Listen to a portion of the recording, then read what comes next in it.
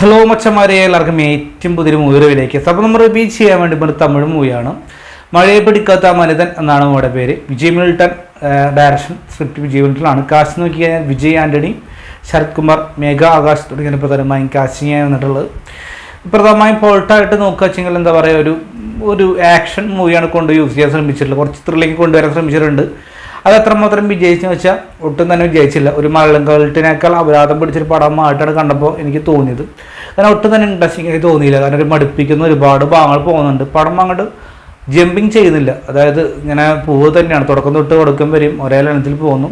ഇടയ്ക്ക് എന്താ പറയുക, കാറ്റർക്ക് എന്ന് പറഞ്ഞ പോലെ തന്നെ ഇടയ്ക്ക് ചെറിയൊരു മാറ്റം സംഭവിക്കുന്നുണ്ട്. കാരണം ഇത് പറയാൻ കാരണം തുടക്കം സ്റ്റാർട്ടിങ് ആകുമ്പോൾ ഒരു ദ്വീപിൽ നിന്നാണ് ഇതിൻ്റെ സ്റ്റാർട്ടിങ് ആരംഭിച്ചിട്ടുള്ള ഒരു ഉൾനാടൻ ഗ്രാമമാണ്. ശരത് കുമാർ, വിജയ് ആൻ്റണിയും കൂടിയിട്ട് ആ നാട്ടിലോട്ട് വരുന്നു. ഒരു തമിഴ്നാട്ടിൽ ഉൾനാടൻ ഗ്രാമം എന്ന് ഇതിൽ പറയുന്നുണ്ട്. അപ്പോൾ അങ്ങനെ പറയുന്ന പക്ഷം ഒരു ബ്ലേഡും കൊടുക്കുന്നുണ്ട്. അങ്ങനെ ശരത് കുമാർ വിജയൻ്റെ കൂടെ ആക്കിയിട്ട് ശരത് കുമാർ പോവാണ്. ആളെ ബോസ് എന്നാണ് വിളിക്കാറ്. അങ്ങനെ അവിടെ ഒരു അമ്മയും ഒരു അനിയും കിട്ടുന്നു. ഒരു അമ്മ പാസം, അനിയൻ പാസം, അങ്ങനെ കുറച്ച് പാസങ്ങളൊക്കെ വിതറിയിട്ട് നേരെ നമ്മുടെ ഈ വിജയന് കുറച്ച് നന്മമരമായിട്ടുള്ള റോളാണ്. ഒരു നായനൊക്കെ ഇതിൽ കിട്ടുന്നുണ്ട്.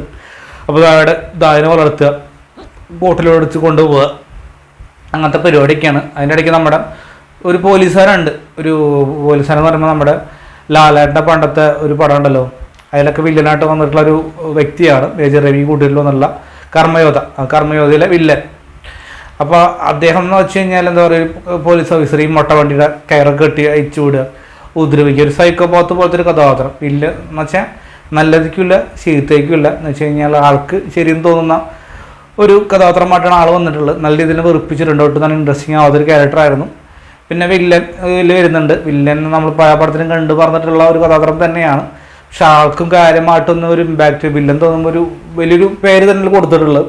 പക്ഷെ കണ്ടും ചിരി വരും. ആ മാതിരി കാട്ടിക്കൂട്ടലാണ്. ആളെ കൂടെ വേറൊരു വ്യക്തി നടക്കുന്നുണ്ട്, സൗണ്ടൊക്കെ പോയിട്ടുള്ള ഒരു കഥാപാത്രമായിട്ട്. ആൾ വലിയ കുഴപ്പമില്ലാതെ ചെയ്തു. പിന്നെ കുറേ ഗുണ്ടകളും. പിന്നെ നമ്മുടെ നായികയായി വന്നിട്ടുള്ളത് മേഘാകാശാണ്. മേഘാകാശിനെ കുറിച്ച് പറയുമ്പോൾ അധികം വലിയ പടത്തിലൊന്നും മാറ്റി തലവെച്ചിട്ടില്ലെങ്കിൽ പോലും വെച്ച പടങ്ങളെല്ലാം ഒന്നിനൊന്നും വെച്ച ഒരു ബോംബ് തന്നെയാകും. ഇതും ഒരു ആറ്റം ബോംബ് വേണമെങ്കിൽ പറയാൻ സാധിക്കും. കാരണം അത്രയും മോശമായിട്ടുള്ളൊരു പ്രകടനം തന്നെയാണ് ഇതിലും കഴിച്ചത്. കാരണം അവർക്കൊന്നും ചെയ്യാനില്ല. കാര്യമായിട്ടുള്ള പ്രകടനവും കാര്യങ്ങളൊന്നും തന്നെ കണ്ടിട്ടായിട്ട് എനിക്ക് തോന്നിയില്ല.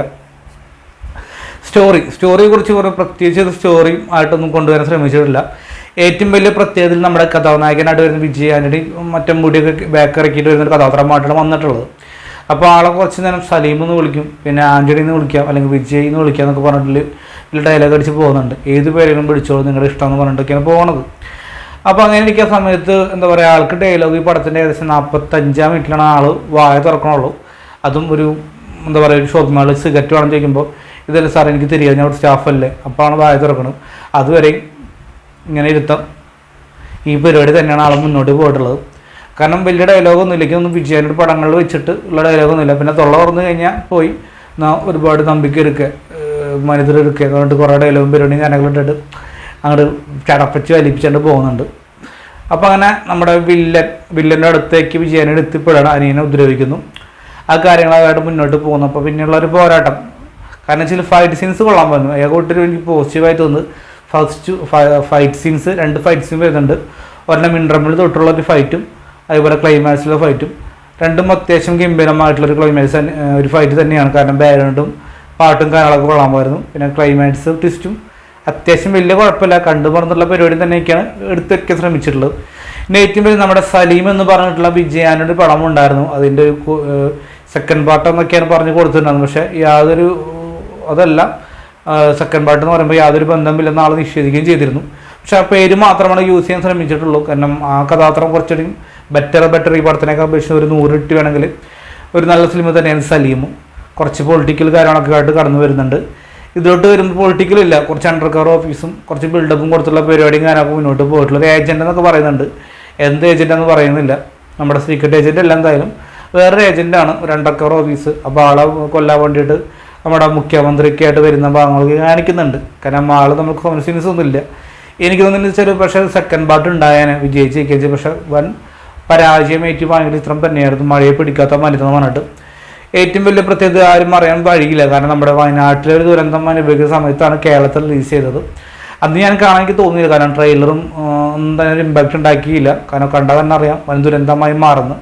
ഇപ്പോൾ അടുത്ത് OTT റിലീസ് ചെയ്യുന്ന ആമസോൺ പ്രൈമിൽ.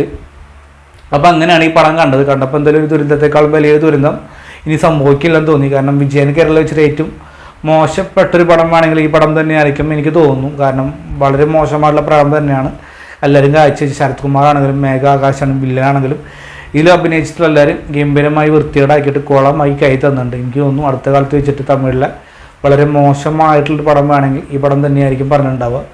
മോശം സീൻസ് അല്ല പറയും, മോശം പ്രകടനം, അതുപോലെ തന്നെ സ്ക്രിപ്റ്റ് ഡയറക്ഷൻ വളരെ മോശം തന്നെയായിരുന്നു. എടുത്തു വെച്ച് കാരണം മറികടക്കാൻ വേണ്ടി ഒന്നും തന്നെ പോരായ്മകളെല്ലാം ഒരുപാടുണ്ട്. എനിക്ക് ഇന്റർവെൽ ബ്ലോഗിൽ വരുന്ന സീൻസ് വളരെ ഇഷ്ടപ്പെട്ടു. ഫൈറ്റും കൊള്ളാമെന്ന് ഞാൻ നേരത്തെ പറഞ്ഞിരുന്നു. അതുതന്നെ ഉള്ളൂ, അല്ലാണ്ട് വേറെ ഒന്നുമില്ല. അപ്പോൾ മഴയെ പിടിക്കാത്ത മനിതൻ നമ്മുടെ പ്രൈമിലൊക്കെ ലഭ്യമാണ്. കാണത്തിലൊന്ന് ജസ്റ്റ് ഒന്ന് കണ്ടു നോക്കുക സമയമുണ്ടെങ്കിൽ. കാരണം സമയനഷ്ടം വളരെ വലുതാണ്. അപ്പോൾ തീർച്ചയായിട്ടും മറ്റൊരു റിവ്യൂ ആയിട്ട് വരുന്നതായിരിക്കും. Bye bye.